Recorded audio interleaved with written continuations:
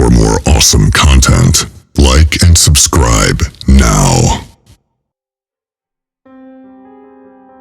I was staying at a hotel in Chicago, Illinois during a business trip, and I was going to stay for the whole weekend.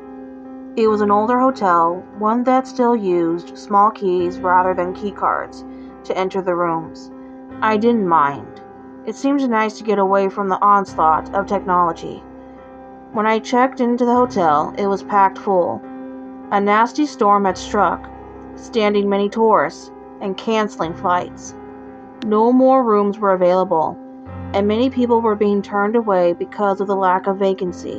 When I approached the front desk, I noticed that all the keys for the rooms on the 8th floor were still on the wall. Not a single key was missing. It seemed odd that an entire floor would be vacant when so many people were all clamoring to check in and get to their rooms. I could see the clerk was stressed out, and he was ready to just give up and go home, so I tried to lighten the mood. Kind of weird, isn't it? What is? The clerk asked. How everyone on the 8th floor is missing. The clerk gave me an odd look and his face paled. What do you know about the 8th floor? He replied in a serious tone. What? Nothing, I answered honestly, a little embarrassed that my attempt to lighten the mood backfired.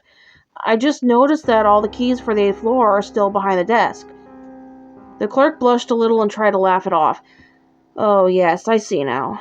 He went back to checking me in and handed me the key to my room on the 9th floor.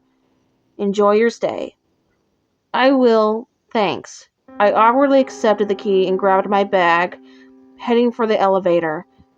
Just like the lobby, the elevator was also packed, and it was difficult to stand next to so many strangers so close by, let alone enter and exit the small car.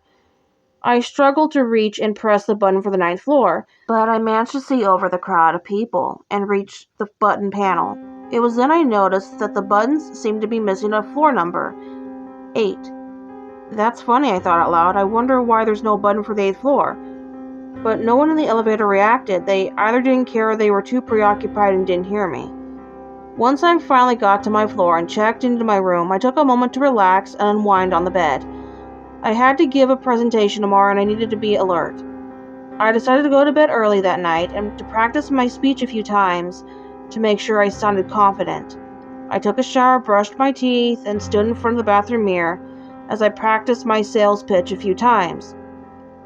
A strange groaning sound from the room beneath me got my attention. It sounded like there was a man in pain or upset. I ignored it and continued to practice my speech. The groaning from the lower floor continued on, getting louder and louder by the minute. Angrily, I stomped on the floor as hard as I could and shouted out, "Hey buddy, are you okay?" There was no response. The groaning stopped. Satisfied that the man realized he was making too much noise, I continued to practice my speech. Just as I finished the first half of my speech, the groaning began again, but this time it was much louder and angry.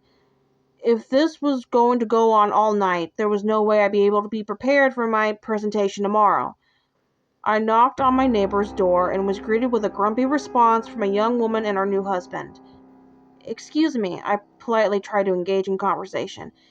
Do you hear that noise in the room below us? No. The woman sounded more confused than grouchy now.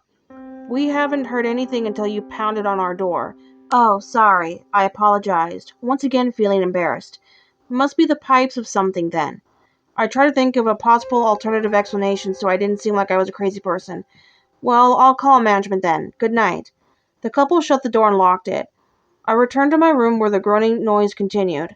I picked up the phone on the small table next to the bed and called the front desk to complain about the noise.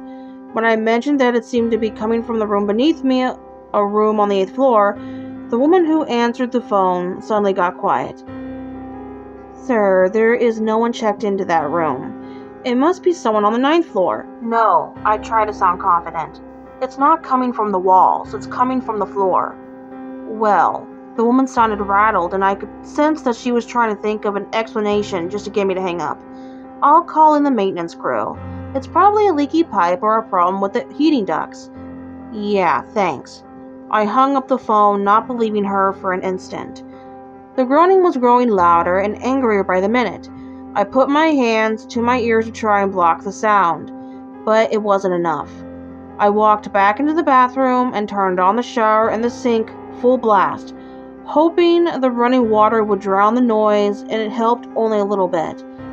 I sat on the bathroom floor trying to think of a way to get some sleep, but I didn't have any other options. All the rooms were full, I couldn't request a new room, and there was no other hotel that would have a vacancy during this storm. Suddenly, the pipes on the shower began to rattle violently.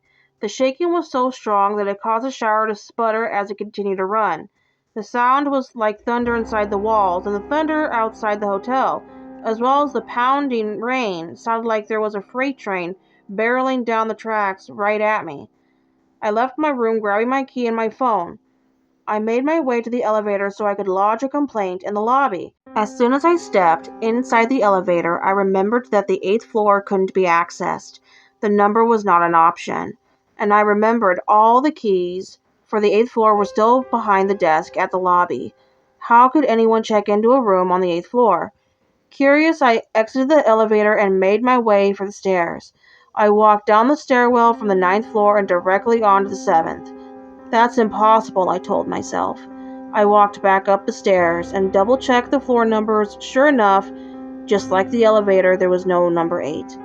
I walked up and down the staircase a few times, trying to figure out what was going on, when I noticed a small imperfection in the wall next to the doorway that led onto the 7th floor. I checked and realized that it was a gap. The gap was between a hidden door and its door frame. Using my fingertips, I pried the door open and found a small staircase leading back up one flight, up to the otherwise non-existent 8th floor. It was dark and dusty, like no one had used this passageway in years. I used the screen on my phone to light my way as I made way through up the secret stairs. There was another door at the top of the stairs. It wasn't sealed away or hidden. It was easily accessible. The door was numbered 8. Opening the door, I found myself on the 8th floor and alone. I could just feel it. There was no one else on the floor with me. It was dark in the long hallway. Not even the exit signs were lit up. I continued to use my phone as I walked down the hallway, checking each door as I passed. They were all locked, that is, except for one door. The unlocked door was for the room directly beneath mine. I knocked once, just to make sure no one was secretly checked into that room, but no one replied.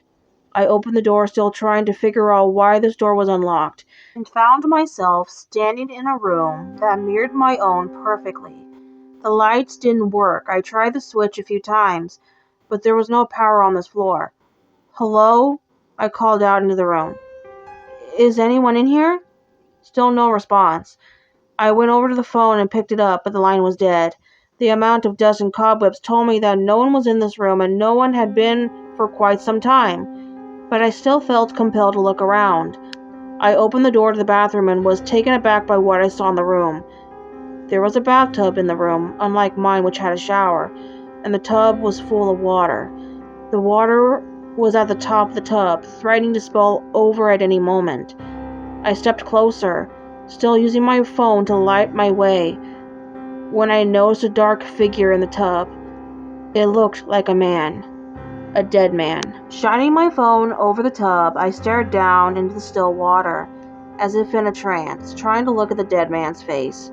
As my senses slowly came back to me, the man's eyes opened, and he looked directly at me. I fell back on the floor, dropping my phone and losing my light. A splashing sound came from the tub, and I could feel cold water spilling onto the floor, soaking into my clothes. The sound of heavy, wet footsteps exited the tub. The second footstep was all the motivation I needed to get up and run. I bolted from the room, not caring about my phone or who this man was, and ran down the hall back to the door from whence I entered. I ran down the stairs, all the way down to the lobby, and didn't stop until I collided with the desk. Breathlessly, I tried to tell the clerk what I had seen, and that we needed to call the police. The clerk, who looked scared, not so much because there was a dead body in the hotel, but more like he was afraid of getting fired, escorted me to the manager's office behind the desk. "Sir," the clerk tried to sound calm and reassuring, "what did you see exactly?" I told him what I had seen and what I had heard. I showed him the wet spots on my clothes where the tub's water splashed on me. I didn't care if I got arrested for trespassing or for causing a disturbance. I had to tell someone what happened. The clerk listened intently to my story, not blinking, not looking away. When I finished, he got up and walked over to a large file cabinet. He opened an unmarked drawer and began thumbing through an extensive collection of files. Pulling a file from the drawer, he opened it up and pulled out a very old newspaper article. "Is this the man you saw?" he asked, as he handed me the article. I looked at the clipping and felt my stomach drop. It was him. That was the man. The clerk sat down across from me and smiled a little. "You're not the first to see him." That was not the reaction I was expecting. Read the article. It should help clear things up. The article told the story of a man who had gone away on business and returned home to discover that his pregnant wife had been cheating on him and that the baby wasn't his. Heartbroken and betrayed, the man checked him into the hotel and never left his room. He was heard crying and wailing in heartbreak for 3 days before he finally stopped. When the maid entered his room to clean, she found his body in the bathtub. He had taken his own life, drowning himself after ingesting many sleeping pills. Is this why you don't let anyone check in on the 8th floor? Because of him?" I asked, feeling more at ease, knowing that I wasn't crazy. "No," the clerk admitted. "He's only one of the reasons why we don't let anyone check in on the 8th floor." What do you mean?" The clerk just smiled again. "You see that file cabinet?" "Yeah." "And that unmarked drawer on the bottom?" "Yeah," I answered again. "What of it?" "That drawer contains every reason why we don't let anyone check in on the 8th floor.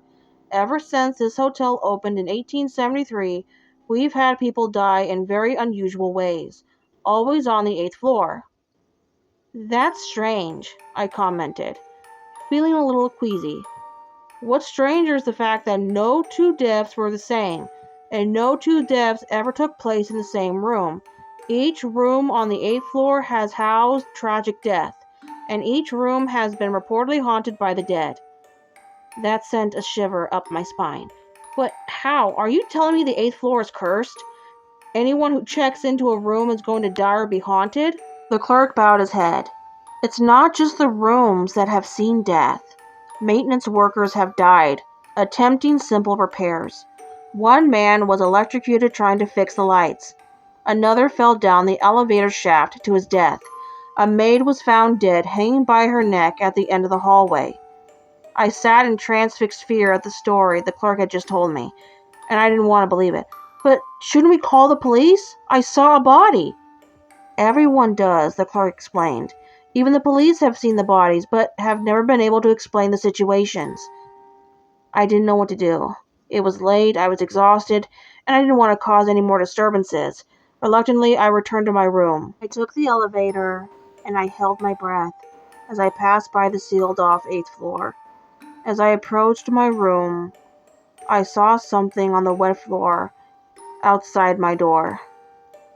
It was my phone.